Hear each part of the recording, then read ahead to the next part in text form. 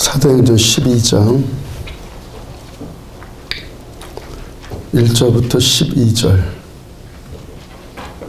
교독하여 있습니다. 그때 헤로드 왕이 손을 들어 교회 중에서 몇 사람을 해하려 하여 유대인들이 이 일을 기뻐하는 것을 보고 베드로도 잡으려 할세. 때는 무교절 기간이라.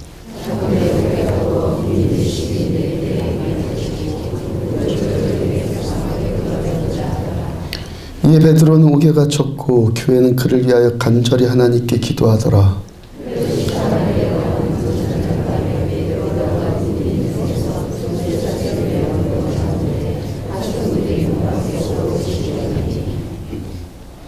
호련히 주의 사자가 나타나매 옥중에 광채가 빛나며 또 베드로의 옆구리를 쳐 깨워 이르되 급히 일어나라 하니 쇠사슬이 그 손에서 벗어지더라.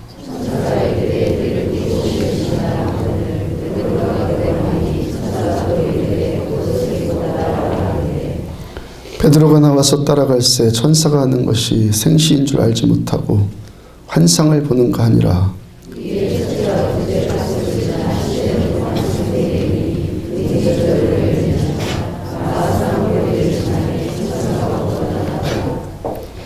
이에 베드로가 정신이 들어 이르되 내가 이제야 참으로 주께서 그 천사를 보내어 나를 헤롯의 손과 유대 백성의 모든 기대에서 벗어나게 하신 줄 알겠노라 하여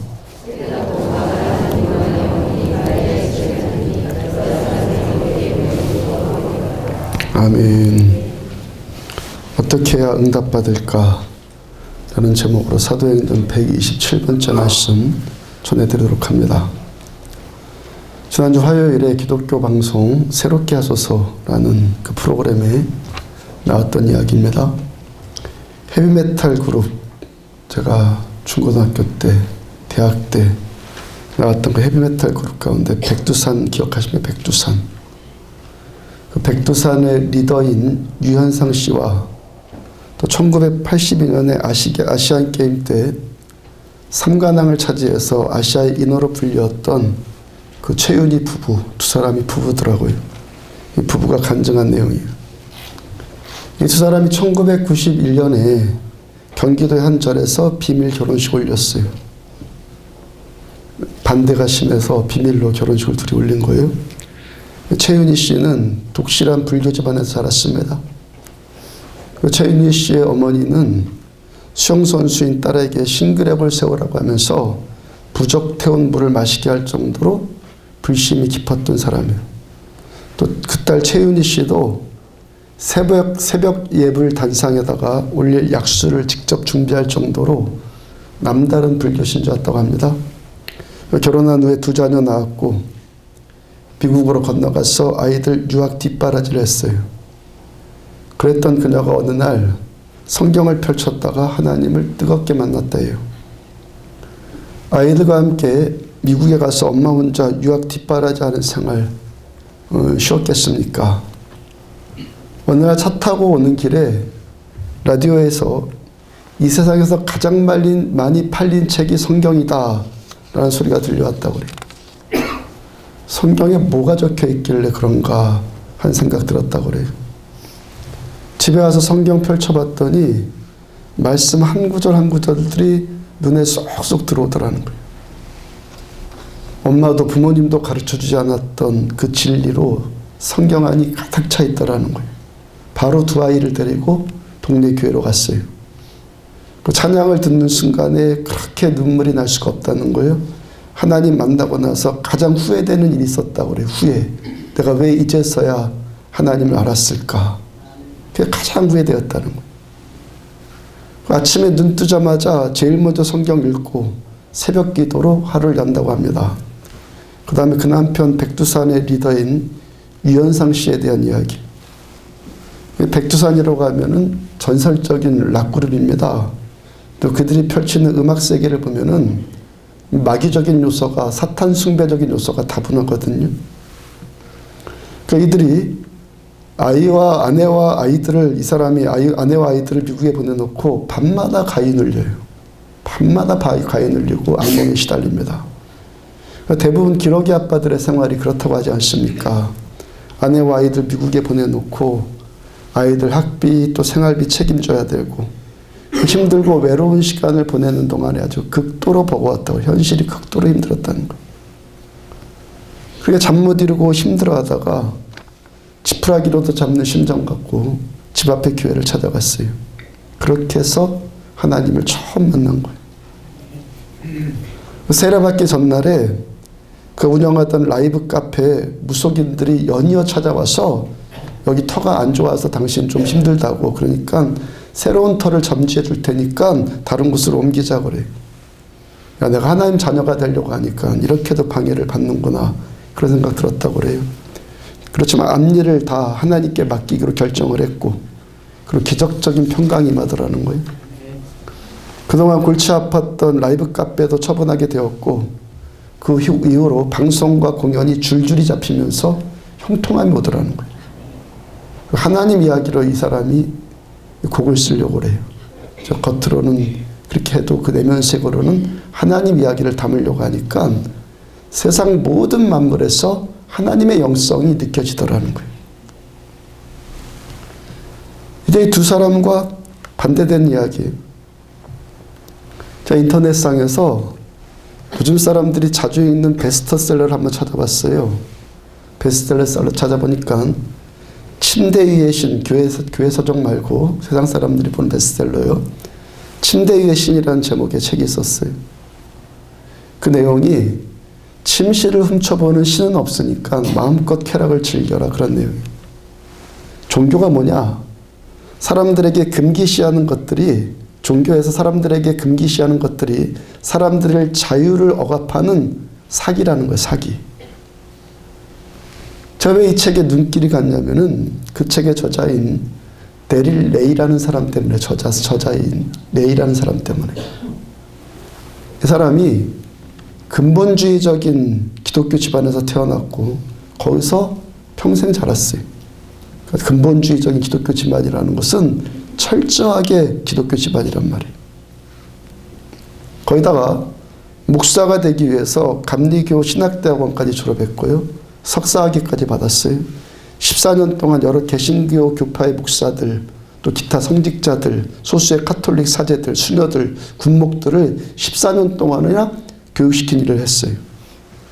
그러던 중에 기독교인들의 그 비리들이 눈에 띄면서 회의감이 들었고, 결국에 40살 되었을 때 무신론자로 전환을 했고 심리학을 전공을 했어요. 종교가 사람들에게 죄책감을 주는 방법으로, 억압을 주는 방법으로 그 종교를 유지하고 확장시킨다, 그런 논리를 주장을 해요.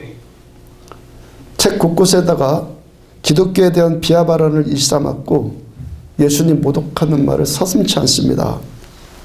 물론 저는 우리 기독교인들이 우리가 온전하지 못함으로 인해서 하나님의 영광을 가리는 모습에 대해서 저는 늘 죄송한 마음 갖죠.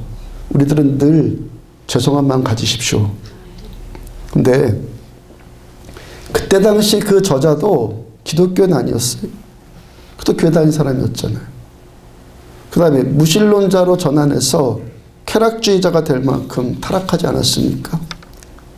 그 사람 본인이 가장 문제라는 거예요. 그러면 이 사람이 왜 이렇게 되었겠습니까?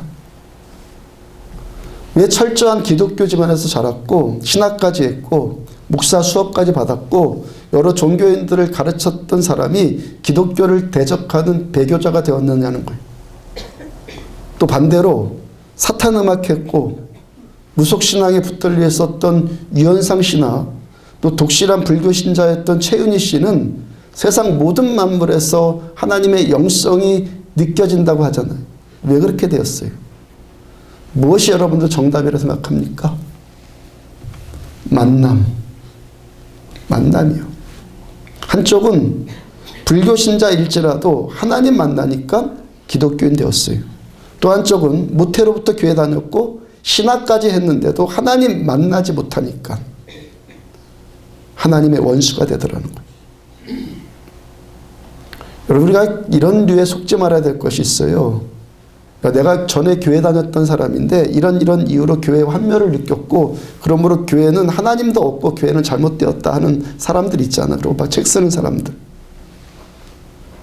우리가 분명히 잘못하고 부족한 건 있지만 그렇지만 또 한 가지 분명한 것은요, 그 사람이 하나님을 만나지 못한 사람이라는 거예요. 정확하게 말하면 하나님이 그 사람을 만나주지 않았어요. 어떤 이유로 되었든지 그 사람 안에 어떤 내면 세계로 인해서 하나님이 그 사람을 만나주지 않는 거예요. 자, 우리 교회 개척하고 9년 동안 그랬어요. 지난 9년 동안 거의 말씀 전한 내용이 뭐였어요? 여러분들은 살아계신 하나님을 만나십시오. 하나님 만나지 않고 교회 다니면요, 그 별로 좋은 모습 안 됩니다. 제가 먼저 그 경험했기 때문에 제가 처음 교회 나와서 10년 동안이요. 10년 동안 하나님 만나지 못하고 그냥 교회 다녔다고 했잖아요. 그냥 이런 음악하는 것이 좋아갖고 교회에서. 여러분들 그 일이요, 얼마나 허무맹랑한 일인지 제가 철저하게 깨닫고 경험했거든요. 10년 동안 하나님 만나지 않으면서 교회 다니던 일들이 얼마나 허무맹랑한 일인지. 그 다음에 하나님 만나자마자 바로 그 순간부터 제 삶 가운데 변화가 일어나기를 시작했거든요. 하나님 만나자마자. 오늘 본문을 통해서 계속 말씀 전하는 것처럼 헤롯 왕이 예루살렘 교회를 핍박을 해요. 야고보 사도를 칼로 죽였습니다.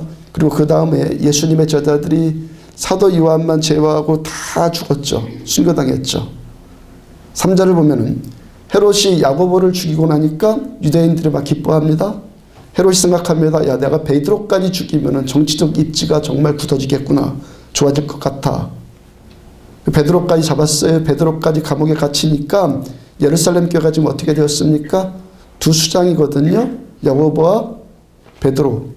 이 두 수장이 두 지도자를 다 잃게 된 거잖아요.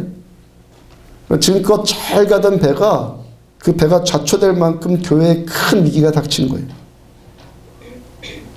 이 위기 가운데 초대교회 성도들이 뭘 하고 있느냐, 오늘 본문에서 이걸 보자는 거예요. 위기 가운데 여러분들한테 위기가 닥치면 뭘 해야 될까?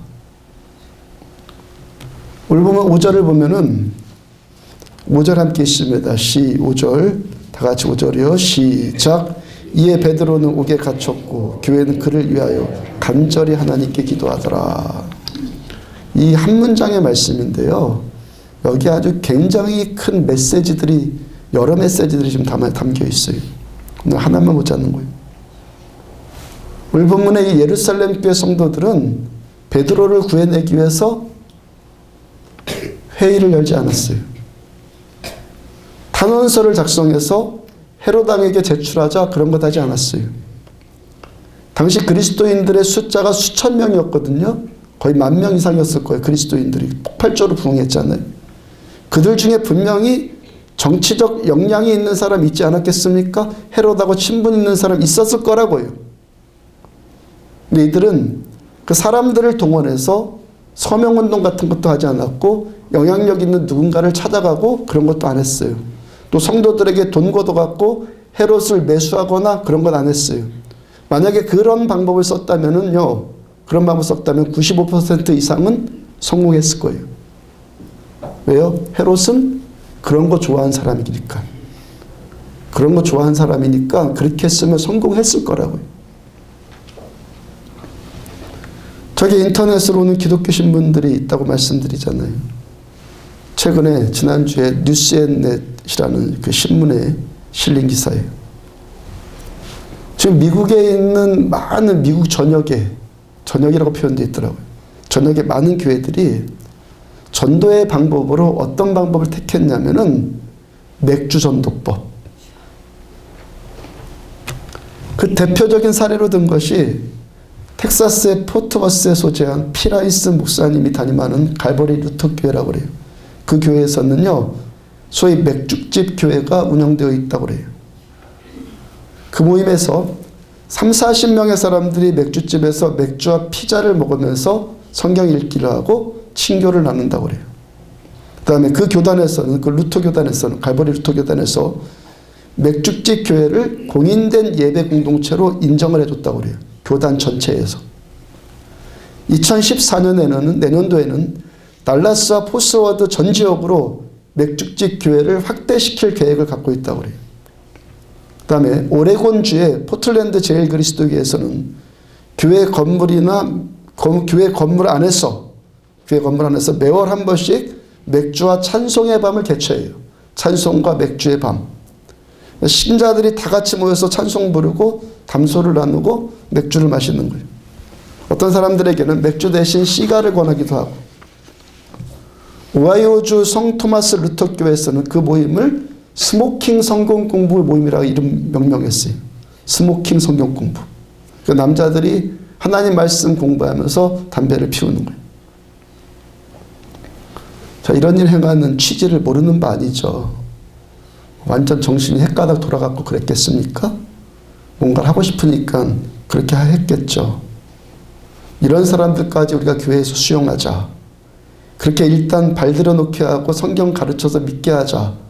아마도 그런 취지로 아마 했을 것 같아요.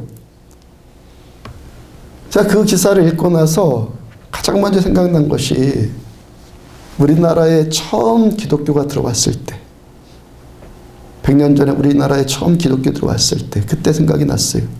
언더우드 선교사나 아펜젤러 선교사 같이 미국에서 건너온 선교사님들이 우리들에게 복음을 전하면서 교회에서 가장 먼저 운동 일으킨 것 가운데 하나가 뭐였습니까? 금연과 금주 운동이었잖아요.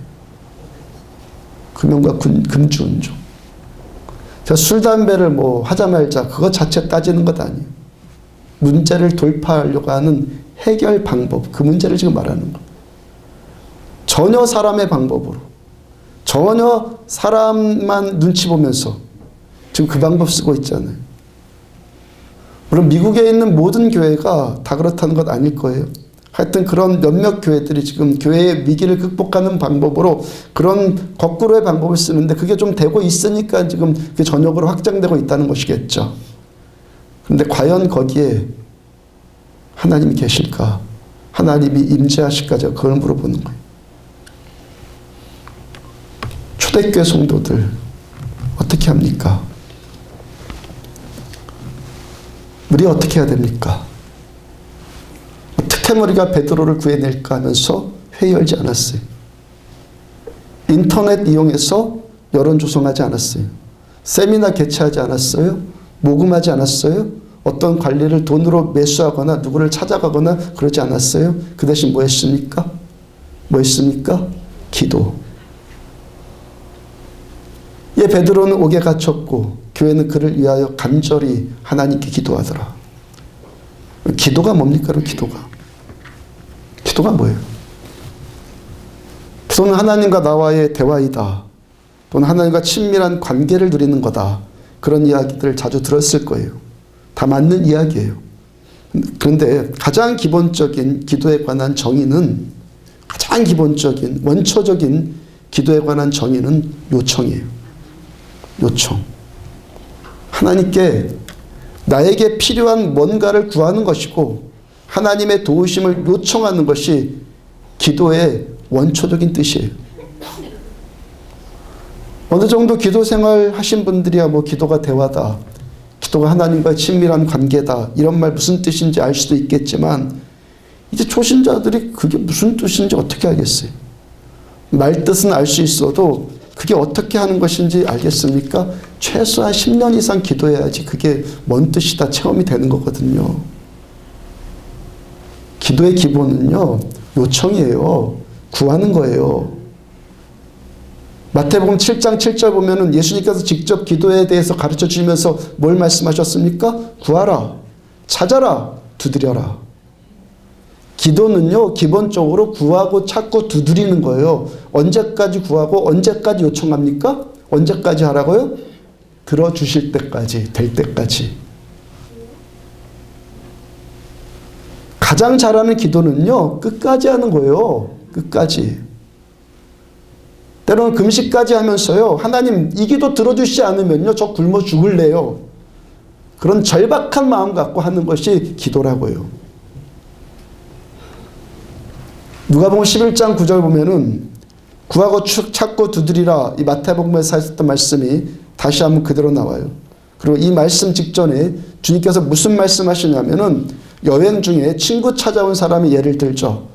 이 사람이 여행 중에 지치고 피곤해서 이 밤에 친구 집 문을 두드리면서 나에게 빵 3조각만 달라 요청을 합니다. 요청을. 집주인이 처음에는 귀찮아하다가도 계속 달라고 하니까 결국에 주지 않겠느냐. 예수님 말씀이요. 처음에 귀찮더라도 계속 달라 하니까 결국에 주지 않겠느냐. 그리고 그 바로 다음 말씀 주시는 것이 구하고 찾고 두드려라. 복음서를 보면요, 이런 이야기들 계속 나와요. 마태복음 15장 27절, 어떤 여인이 자기 딸의 병을 고쳐달라고 하면서 뭐라고 합니까? 개도 자기 주인의 상에서 떨어진 부스러기를 먹지 않습니까? 나에게 좀 부스러기 은혜라도 좀 주세요 하고 매달리죠. 누가복음 18장 3절 보면은 한 과부가 재판장에 가서 자기 원한을 좀 풀어달라고 끝까지 매달려요. 언제까지 매달린다고요? 끝까지. 누가복음 18장 35절 보면은 한 거지 맹인이 예수님께 자기 병 고쳐달라고 이 소리를 지릅니다. 주변에서 너 좀 조용히 좀 해라. 시끄럽다 그래도 끝까지 더 소리 지르면서 고쳐달라고 부르짖죠. 마가복음 2장 4절을 보면은 중풍병 걸린 친구 고쳐주기 위해서 지붕 뚫고 들어온 친구들 이야기. 그리고 이들 모두의 요청은 다 응답받았어요. 여러분들, 이런 이야기들을 통해서 예수님께서 우리들에게 가르치고 싶어 하시는 말씀 여러 가지 있겠는데 그 중에 한 가지, 가장 중요한 한 가지가 뭐겠어요? 하나님은 응답하시는 인격적인 하나님이시라는 거예요. 인격이 뭐예요, 여러분들? 인격의 한 가지 특징은 인격끼리는 반응한다는 것이거든요. 그러니까 나는 이렇게만 할 거야. 나는 저렇게만 할 거야 하고는 누가 뭐라고 해도 끄떡도 하지 않고 소위 말해서 바늘로 찔러도 피 한 방울 나지 않는 사람 보고는 인격이라고 말하는 것이 아니에요. 인격은요, 반응하기 때문에 인격이라고 하는 거예요. 하나님께서는 우리가 절박하게 요청하면은 우리들의 그 절박하진, 나의 이 절박하진 인격에 하나님도 역시 반응하신다는 거예요. 지난주에 등록했던 초신자 한 분이 처음 교회 나와서 어떤 영적인 일을 처음 했고 그런 기도했다고 하지 않았어요? 하나님, 제가 교회 가야 하는 팔자면요, 이 문제 제가 정말 절실하거든요. 제가 교회 가는 것 맞으면 내일 하루 장사 좀 잘 되게 해주세요. 지난주 이야기 기억납니까? 그 다음날 손님이 얼마나 오는지 정신 못 차릴 정도로 바빴다고 했죠. 저는요, 그 일에 대해서 그분이 기도한 그대로, 그 결과 그대로 저는 믿어요. 왜요? 제가 신앙생활을 하면서 이미 그런 일들 경험했기 때문에. 아주 절박하게 매달린 문제에 대해서는 하나님이 반응해 주셨어요. 물론 하나님을 시험하는 태도는 안 돼요. 그러나 제 짐작으로는 그분 분명히 교회 다니고 싶은 팔자 되고 싶었을 마음이 있었을 거예요. 분명히 자기 마음과 그런 마음이 있었을 것 같아요. 하나님 믿고 싶은 마음이 있었을 거라고요. 하나님을 믿고 싶어하는 그 선한 마음, 그리고 그 일을 확인해보고자 하는 절박함. 왜? 이때까지 섬겨왔던 그 귀신, 지난주에 제가 가서 신방 예배 드리면서 그거 태웠거든요. 그 귀신 버려야 되고, 그 눌려왔던 그것에 버려야 되고, 이제 예수님을 선택해야 되니까 우리야 뭐 오래 믿었으면 그런 거 뭐 별건 아니다 그러는데 그래 두렵잖아요. 절박하지 않겠어요?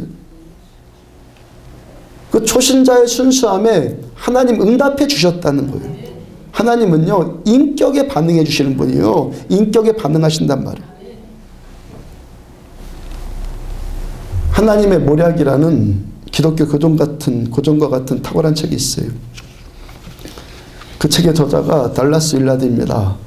달라스 윌라드 목사님이 그 책 가운데 이런 이야기를 해놨어요. 한 번은 집회 후에 집회를 마치고 공항까지 가는데 목사님 어떤 부부가 태워다 줬어요. 차 안에서 대화를 나누는데 그 부부의 아들이 사업상 어려움을 겪고 있다고 그래요. 그 목사님이 그들에게 당신들 그 아들의 사업 문제로, 당신 아들의 사업 문제로 어떤 기도를 했고 그동안 당신들 어떤 체험이 있었습니까? 라고 물었어요. 그 부부가 깜짝 놀라면서 아니 목사님 그런 문제 갖고도 기도해도 됩니까? 하더라는 거예요. 뭐 아들의 영혼 구원이나 뭐 영적인 성숙의 문제를 놓고는 당장 기도하겠지만 그런 개인적인 이익, 나의 어떤 개인적인 문제를 놓고도 기도해도 되느냐라고 묻더라는 거예요. 이분들의 생각 틀린 것 분명 아니에요. 기도가 어떤 이기적인 요청만 하는 것 아니고 어느 정도 수준이 되면 이걸 초월을 해야죠. 또 내 소원만 구하는 것 아닌 것 분명히 맞아요. 하나님은요, 해결사도 아니시고 천국은 자기 욕심과 자기 이기심 채우기 위해서 존재하는 것도 분명히 아니에요. 하나님의 뜻을 우리가 알아야 되고 하나님의 그 뜻이 이루어지기를 위해서 기도하는 것 분명히 옳습니다. 근데 문제는 하나님의 그 뜻을 우리가 어떻게 얼마만큼 정확하게 아느냐는 거예요. 하나님의 뜻을 정확하게 알 만큼 성경에 기록된 것들 말고 우리들 일상생활에서 뭘 해야 됩니까? 말아야 됩니까? 사업을 해야 됩니까? 말아야 됩니까? 그런 문제들. 그 뜻을 정확하게 어떻게 알아요? 그 수준 되는 사람들이 얼마나 돼요? 내 사업이 잘 되는 것이 하나님의 뜻인지 망하는 것이 하나님의 뜻인지 정확하게 알 수 있는 사람이 몇 %나 됐느냐는 거예요. 알 수 없다는 것 아니에요. 알 수 있는 사람이 얼마나 되겠느냐는 거예요. 그리고 하나님은 우리 아버지라고 했는데 하나님 인격이시라고 했는데 자기 자식 안 되는 것 바라는 아버지도 있어요.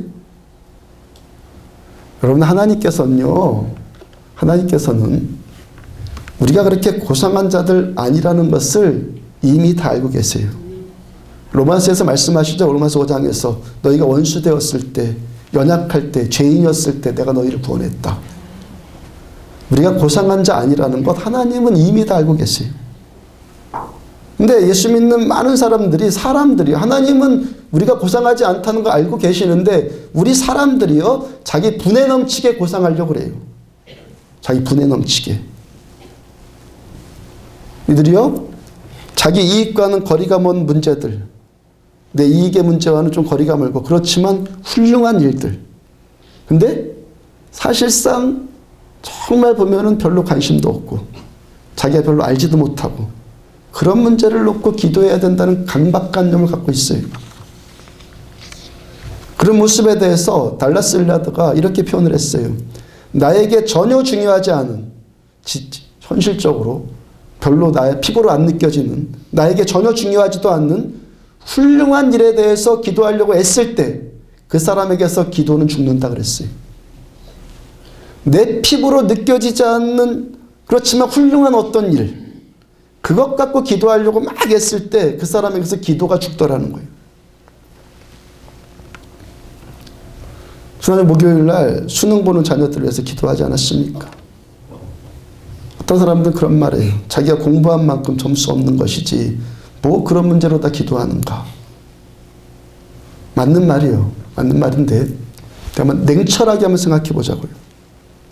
내가 공부한 것만큼 열매 맺는 것, 또 땀 흘린 만큼 수고한 만큼 열매 맺힐 것이 성경에도 분명히 있죠. 열매를 맺는 것 당연해요. 근데 그런 문제를 놓고 기도하지 않는 사람이 자기 앞에 절실한 문제를 놓고 기도하지 않는 사람이 인류 평화를 위해서 기도할 것 같습니까? 자기 자신 시험 보는 문제를 놓고 기도하지 않는 사람이 가난한 빈민들을 위해서 제3세계의 어떤 아이들의 아픔을 위해서 기도할 것 같습니까? 스스로 한번 물어보시라고요. 행여 기도를 하더라도 얼마나 간절하겠습니까? 뭐 형식적으로 몇 마디 하든지 아예 안 하든지 뻔하죠. 제 경험으로는 자기 문제 놓고 절박하게 기도하는 사람이, 그것도 그 기도의 훈련이 최소한 10년 이상 될 때 소위 말해서 고상한 기도가 나오는 거예요. 그리고 고상한 기도한다고 해서 자기 문제 놓고 기도하지 말라는 법 전혀 없죠. 기도를 아는 사람은요 평생 자기 앞에 있는 절박한 문제를 놓고 하나님께 매달려서 기도하게 돼요. 그런 기도가 쌓여지면서, 그 기도 생활이 쌓여져야지만, 기도 생활이 쌓여져야지만 하나님과 나와의 친밀한 관계가 뭔지 그것도 알게 되는 것이고, 하나님과 대화한다는 것, 하나님의 음성을 듣는다는 것, 그것도 알게 되는 것이고, 하나님의 선하신 뜻도 알게 되는 것이고, 점점 더 하나님이 원하시는 방향으로 가는 거예요.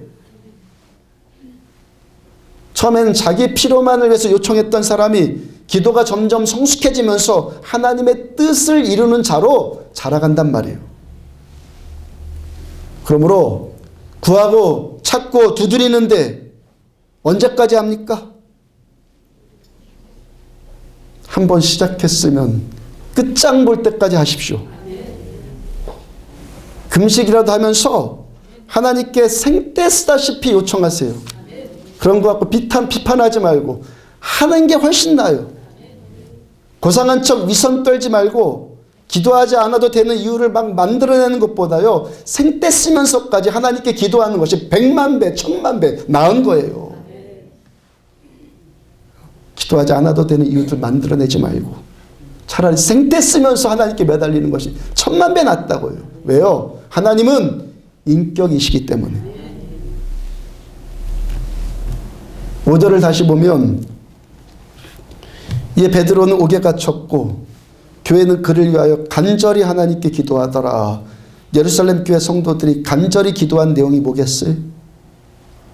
자기들의 지도자인 야고보는 순교당했고 그 다음 또 베드로까지 또 옥에 갇혀서 죽게 되었잖아요. 그를 위해서 간절히 하나님께 기도했다고 했는데 그를 위해서가 뭐예요? 뭐예요? 베드로 살려주세요.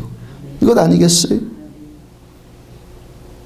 사도행전 5장 17절과 18절 보면은 대제사장들과 그와 함께 있는 사람, 즉 사두개인의 당파가 다 마음의 시기가 가득하 일어나서 사도들을 잡아다가 옥에 가뒀더니, 이 일은 이미 있었어요. 사도행전 5장에. 그 다음 19절, 주의 사자가 밤에 옥문을 열어 끌어내어 이르되. 이미 사도행전 5장에서 감옥에 갇혔던 사도들을 천사가 직접 옥문을 열고 풀어준 경험이 이 초대교회에 분명히 있었단 말이에요. 그래서 오늘 본문의 성도들이 무엇을 위해서 기도했겠습니까? 하나님 그때 같이 또 풀어주세요. 그랬겠죠, 당연히. 지금 베드로 사도가 병졸들이 철통같이 지키고 있는 지하 감옥에 갇혀 있어요. 양손에는 수갑 채워져 있고 양쪽에는 군졸들 지키고서 있고 형 집행날이 얼마 남지 않았어요. 아주 절망스러운 상황이었고 급박한 사정이었어요. 아마 당시 그들을 가두었던 교회 원수들이 그 사실을 알면요, 저거 미쳤군 그랬을 거예요. 뭐 그럴 시간이 있으면 뭐 탄원운동이라고 하든지 감옥에 보호식이라도 좀 넣어주든지 헤롯에게 돈 싸들고 갖고 부탁을 좀 하든지 뭐 이런 상황 가운데 이렇게 무책임하게 앉아갖고 기도나 하고 있나 그랬을 거예요. 여러분, 하나님 찾는 사람이 어떤 사람이? 기도나 하고 있나 그러지 마시라고요. 하나님 찾는 사람이 어떤 사람이?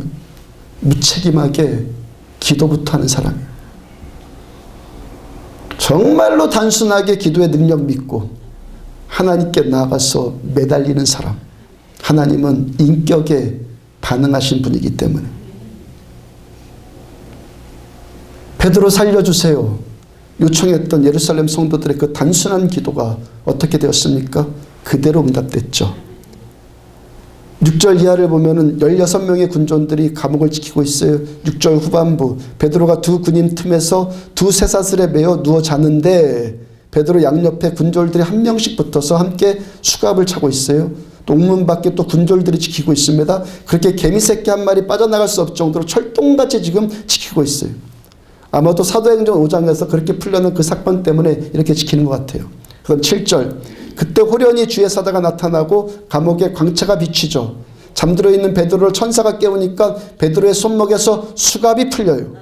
옷을 입고 신을 신고 허리띠를 두르고 따라와라 합니다. 감옥을 지키는 파수꾼 앞으로 지나가는데 그들이 전혀 베드로를 못 봐요.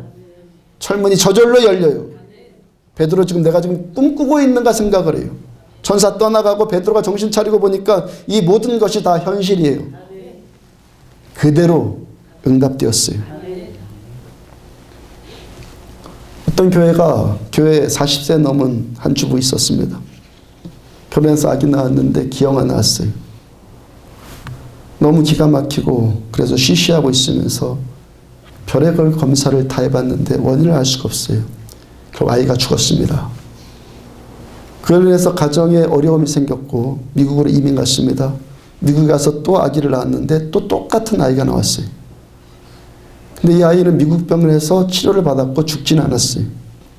그다음에 이 부부가 그런저런 아픔 때문에 상함 때문에 갈등이 벌어졌고 이혼했어요. 그 아이 죽고 싶었습니다. 자기 인생이 비참해졌어요. 그 아이 어디다 맡겨놓고 방황하고 다니다가 자살하려고 했습니다. 그때 어떤 분의 소개로 집회를 참석하게 되었어요. 미국인 부흥사가 인도하는 집회를 갔는데 설교도 귀에 들어오지 않고 마음도 잡을 수가 없어서 뒤숭숭하고 있었습니다. 설교가 끝난 다음에 강사 목사님이 사람들을 앞으로 나오라고 초청을 했고 나갈까 말까 고민하고 있는데 갑자기 누가 등 뒤에서 팍 떠밀더라는 거예요. 자기도 모르게 앞으로 뛰어나가면서 누가 날 밀었나 보니까 아무도 없어요. 자기 몸이 팍 흔들릴 만큼 누가 떠밀었는데 아무도 없어요. 그렇게 떠밀려 나간 바람에 목사님께 안수를 받았는데 그 순간 환상이 보이더라는 거예요. 동그란 원이 보이면서 그 원 안에 수많은 벌레들이 우글우글합니다. 그 원 안으로 빛이 들어왔고 빛이 오니까 그 벌레들이 다 죽어요. 이상한 생각이 들었어요. 그날 이후로 그 여인이 예수 믿고 하나님 섬기게 되었는데 벌레 죽은 환상 본 다음에 병원에 가보니까 아이가 좋아졌어요. 손가락이 펴지기 시작해요. 6개월 만에 정상화가 되었어요. 학교도 보통 아이들이 다니는 학교에 들어갔어요. 그러한 기적이 성경 안에만 있는 것이 아니라 오늘날 교회 우리들의 믿음 안에서도 분명히 일어나는 사건이라는 거예요. 히브리서 13장 8절 예수 그리스도는 어제나 오늘이나 영원토록 동일하시느니라. 어제나 오늘이나 언제나 우리들의 인격에 반응하시는 인격적인 하나님이시라는 거예요. 제가 지금 여러분들한테 계속 강조하는 것이 있지 않습니까? 뭘 강조합니까? 하나님은 우리 인격에 반응하시는 인격적인 하나님이라는 거예요. 5절을 다시 보면은 이에 베드로는 옥에 갇혔고 교회는 그를 위하여 간절히 어떻게 하더라? 하나님께 기도하더라. 이 말씀에서 가장 중요한 단어가 이 단어예요. 하나님께. 우리들의 신앙생활, 기도생활, 지금 드리고 있는 이 예배생활, 이 모든 일들 가운데서 가장 중요한 핵심, 가장 중요한 본질은 하나님께. R.A. 토레 목사님에 의하면은 오늘날 대부분 사람들의 기도가 하나님께 드려지지 않는 기도라고 그래요. 그분의 생각에 의하면은 진짜 하나님께 드려지는 기도는 100분의 1 정도밖에 되지 않는다고 그래요. 200년 전에 신앙생활 했던 분의 고백이요. 그때 당시에도 100분의 1. 그럼 이 시대는. 그리고 그 이유가 대부분의 사람들의 기도가 하나님과 인격 대 인격의 만남이 아니기 때문이라는 거예요. 문제는 절실한데 문제만 절실할 뿐이지 하나님의 존재를 인식하지를 않는다는 거예요. 아까 서두에서 이야기를 전해드린 침대 위의 신이란 그 책을 쓴 저자의 문제가 뭡니까? 모태로부터 교회 다녔고 신학교까지 졸업했고 여러 사람 가르치는 일까지 했으면서도 인격이신 하나님을 만나지 못했기 때문에 백두산 리더로 마기 음악을 했던 유현상 씨나 평생 불교에 몰입했던 최윤희 씨나 이들이 세상 모든 일들을 통해서 나는 하나님의 영성을 느낄 수 있다고 고백하는 것은 이들이 하나님을 인격적으로 만났기 때문에. 그러니까 재판장에 나가서 나의 원한을 풀거나 문제를 풀거나 할 때 가장 먼저 해야 될 일이 뭐예요, 여러분들? 재판장을 먼저 만나야 될 것 아니에요? 당연하죠. 근데 많은 사람들이 이 당연한 원리를 잊고 산단 말이에요.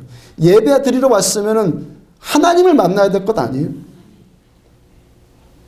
기도하러 왔으면은 하나님이 느껴져야 될 것 아니에요? 이 당연한 원리를 잊고 산단 말이에요. 재판장도 없는데 그냥 허공에다 대고 하소연을 해요. 이건요, 응답받는 기도가 아니라 넋두리라고 하는 거예요, 넋두리. 어제 저녁 무렵에요, 두 분이 교육관으로 와서 기도할 곳을 찾아요. 그 중에 한 분이 전에도 한번 만난 적이 있었던 분이어서 어떤 일로 왔는지 제가 대충 짐작이 되었어요. 전 마침 저녁 먹으러 집에 가는 길이었고 전도사님과 몇 분이 교육관에 계셨는데 그 중에 한 분이 본당문 열어주셨어요. 제가 다시 밥 먹고 와 보니까 그분은 10분도 안 돼갖고 갔다고 그래요. 교회에서 기도할 장소도 좀 주세요 했던 분이 10분도 안 돼서 그냥 갔어요. 왜 그렇게 일찍 나오셨어요? 하니까 실컷 울고 나니까 후련해지네 그러더란 거예요. 실컷 울어서 후련해지는 것이 기도겠습니까? 또한 그 기도가 응답되겠습니까? 기도의 기본은 요청하는 것인데 울어서 요청할 수도 있어요. 소리 질러서도 요청할 수 있어요. 금식해서도 요청할 수 있어요. 침묵으로도 요청할 수 있어요. 중요한 것은 뭐예요?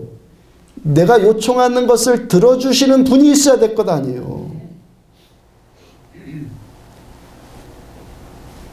시편 24편 7절 보면은 문들아 너희 머리를 들지어다 영원한 문들아 들릴지어다 영광의 왕이 들어가시리로다. 먼저 내 문이 열려야죠. 문이 열려야죠. 영광의 왕이 내 안에 들어오시도록 내 자아가 깨져버리고 그 깨진 틈으로 교만함이 깨지고 그 깨진 틈으로 주님이 임재해 주셔야죠. 하나님도 없이 무슨 기도를 하겠느냐는 거예요. 그러므로 우리가 기도하는 일에 있어서 하나님께 라는 이 단어가 가장 중요한 거예요. 내가 지금 하나님의 임재 안으로 들어가서 정말로 내가 하나님께 기도한다는 이 확신이 들어야 된다고요. 이 하나님의 임재가 없이 기도하면은요, 기도에 대해서 어떤 생각이 드는 줄 아십니까? 지겨워요. 피곤합니다. 귀찮아서 억지로 하는 의무가 됩니다. 자꾸 기도를 강조하는 목사의 말이 자꾸 부담스럽게만 느껴지고 죄책감까지 막 들면서 막 원망스럽고 그러니까 막 이런저런 핑계를 대고 그러니까 고상한 기도해야지. 그러면서 기도하지 않아도 되는 이유들을 자꾸 막 만들어내고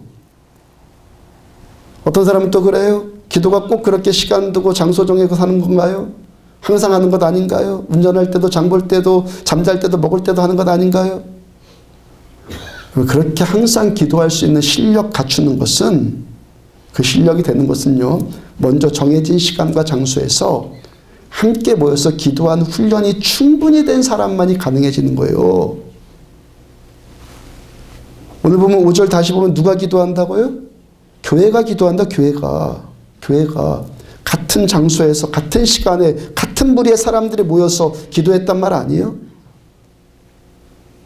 하여튼 기도하지 않아도 되는 어떤 핑계들 만들어내지 말고 기도하십시오.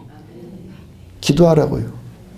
기도의 즐거움과 능력은 그리고 하나님께 기도할 때 즐거워지는 거예요. 그리고 하나님께라는 이 단어와 기도한다는 단어는 정비례예요. 깨달아집니까? 하나님께라는 단어와 기도한다라는 단어는 정비례라고요. 기도하는 사람이 하나님을 알게 되는 거예요. 하나님을 아는 사람이 응답받는 기도를 하게 되는 거예요. 기도하지 않으면요, 하나님 몰라요. 그리고 하나님을 모르니까 기도 응답도 안 돼요. 근데 기도하면은 하나님을 알게 되고 하나님을 알려는 응답받는 기도가 된단 말이에요. 그리고 언제까지 어떻게 기도하란 말입니까? 하나님의 이 인격을 믿고 응답될까지 끝까지 기도하세요. 때로는 금식까지 하면서 생떼 써가면서 기도하시란 말이에요. 이 일이 오랜 시간 반복되면서 하나님께 라는 이 하나님의 임재가 경험되어지기 시작해요. 하나님을 더욱 알게 되는 거예요. 지난주 수요일날 잠깐 전해드린 이야기입니다. 지난주에 등록한 초신자 중 아까 분 말고 또 한 분이 우리 교회 그 스마트폰 밴드에 가입을 했어요. 여러 사람들이 환영과 축복의 인사를 해줬습니다. 이분이 또 뭐라고 인사를 했냐면은 환영해주고 축복해주셔서 감사합니다. 그리고 하나님의 사랑을 알고 싶습니다. 그랬어요. 저 수요일날 설교하면서 이분은 이미 하나님의 사랑을 알아가는 사람이라고 말씀 전했어요. 이제 교회 나온 지 열흘째. 50평생 교회 안 다니다가 교회 나온 지 열흘째라고요. 열흘째 되는 사람이 하나님의 그 사랑이 금방 확신되겠어요. 확신. 근데 이분은 분명 하나님의 사랑을 받고 있단 말이에요. 이분이 올 초에 암 수술을 받았고 그 후유증으로 인해서 잘 먹지도 못하고 밤에 잠도 잘 수가 없어요. 그러니까 몸에 힘도 없고 설거지 하나도 그동안 못했고 2달 전에 저를 처음 만나서 함께 기도를 했고 그때 영적인 일을 바로 체험을 했고 치유를 경험을 했어요. 그래서 저를 처음 교회 들어왔을 때 얼굴이 새까맣게 어두웠는데 환하게 밝아져서 돌아갔어요. 언제도 같이 왔으니까 분명한 증인이에요. 그날 밤에 암수술 받은 후로 생전 처음 잠도 잘 잤어요. 밥도 맛있게 먹었고 힘도 나고 생기가 돌아서 수술 후 또 처음으로 설거지도 하고 다음날 집안 청소도 했고 제가 그분에게 기도해 주기 전에 당신 지금 치유받으면 교회 나온다고 약속하세요 했단 말이에요. 약속하고 나서 2달 동안 안 온 거예요. 그래서 제가 또 뭐라고 그랬냐면은 당신 계속 예배 드리면 완치될 겁니다. 하나님의 뜻 전했어요. 근데 2달 만에 안 나오다가 열흘 전에 또 저를 또 찾아오신 거예요. 열흘 전에. 50평생 생전 교회에 다니지 않았고 시어머니를 비롯한 시댁 식구들이 다 불교 골수라고 하고 그러니까 쉽게 교회 나와지겠습니까? 근데 또 아파오니까 또 힘드니까 다시 교회 나오게 되었어요. 왜 나온 겁니까? 자신의 절박함 때문에 나왔죠. 자신의 절박함 때문에 하나님을 찾은 거예요. 제가 또 기도해 드렸고 이제부터 이분이 약속을 지켰어요. 수요일날 만났는데 그날 저녁 수요 예배부터 다음날 새벽 예배까지 나오더라고요. 불면증 때문에 잠 안 와갖고 금요일날 심야 예배도 나오고 아직 잠을 그때까지 잠을 아직 못 주무셨다고 하니까 저까지 막 간절해지는 거예요. 드디어 지난 주일 등록하시던 전날 토요일 밤에 너무 잘 잤대요. 이분과 제가 한 가지 다짐한 것이 있거든요. 수면제 끊자. 먼저 약에 임박힌 것부터 해결해야지 수면제 끊고 그리고 수면제 끊자고 그리고 믿음으로 같이 싸웠다고요. 지금까지 수면제 먹고도 잠 못 잤다고요. 그러니까 또 왔죠. 수면제 먹고도 잠을 제대로 못 잤는데 토요일날 저녁에는 수면제 안 먹고 너무 잘 잤어요. 지금까지 음식 먹으면요. 그분 표현 그대로 하면 음식을 목구멍에다가 쑤셔 넣었대요. 살아야 되니까. 다음날 주일날 점심밥도 너무 맛있게 먹었고요. 제가 보니까 2번이나 갔다 오더라고요. 목요일날 새가족 모임했어요. 지난주 목요일 새가족 모임에서 어제 저녁에 잘 잤습니까? 물어보니까 잘 주무셨대요. 그리고요. 너무 감사하대요. 이 말씀 드리려고. 너무 감사하다고. 지금 이분이 뭘 가지고 지금 감사하다고 그래요? 잠 잘 잔 것 같고. 절박하니까 하나님 찾아왔고 하나님께서 그를 만나주셨고 하나님 만나서 치유받으니까 하나님이 인식이 되고 그래서 하나님께 감사하는데 잘 잤기 때문에 잠 잘 잤기 때문에 여러분 잠 자라서 잠 잘 자는 것으로 감사해 본 적 있습니까? 음식 먹어서 소화 잘 되기 때문에 감사한 적 있습니까? 그런 것도 감사해야 되나요? 그분 감사하잖아요. 여러분, 하나님께서 우리들을 창조하실 때 잠 잘 자도록 설계하신 것 아십니까? 알아요? 하나님 우리를 애시당초 어떻게 만드셨다고요? 잠 잘 자도록. 애시당초 하나님 우리를 만드실 때 잘 먹고 소화 잘 시키도록 그렇게 창조하셨다는 것 아십니까? 이분 하나님을 만나고 나니까 그게 경험으로 머리로는 깨달았는지 모르겠지만 하여튼 그게 감사한 거예요. 이분 잘 먹고 잘 자는 것은 누구의 은혜? 하나님의 은혜. 하나님이 우리를 그렇게 되도록 창조하셨단 말이에요. 하나님의 은혜가. 기도가 뭡니까? 우리가 잘 되고 우리가 잘 살도록 설계하신 하나님의 이 창조 섭리, 이 창조 섭리가 그대로 유지되도록 하는 것이 기도예요. 그 다음에 이 잘 되도록 하는 그 창조 섭리가 행여 어긋난 것 있다면 원상태로 회복시키는 것이 뭡니까? 기도란 말이에요. 그 은혜를 체험하면서 우리도 하나님을 더 깊이 알아가고 하나님께서 나를 얼마나 사랑하시는가를 그 경험해 가면서 주의 은혜에 감격하고 예배하면서 사는 거예요. 누가복음 8장 10절 이날은 우리 주의 성일이니 근심하지 말라 여호와로 인하여 기뻐하는 것이 너희의 힘이니라. 우리들을 근심하고 두려움 빠져서 사는 것이 하나님의 뜻이 아니란 말이에요. 우리가 오늘도 하나님을 알고 하나님으로 인해서 기뻐하는 인생을 사는 것이 우리들의 힘이고 우리를 향하신 하나님의 뜻. 하나님께 기도해서 하나님 알고 기도해서 하나님 알고 그 인격적인 하나님을 더욱 알아서 기도 응답 받으면서 신앙생활 하십시오. 기도해서 하나님 알고 점점점 하나님으로 인해서 기뻐하고 그리고 하나님을 내가 기뻐하는 것이 내 삶의 진정한 힘과 능력이구나. 이 참신앙, 이 참된 신앙 더 깊이 알아가는 성도들 되시기를 주의 이름으로 축복합니다. 일어서서 찬양합시다.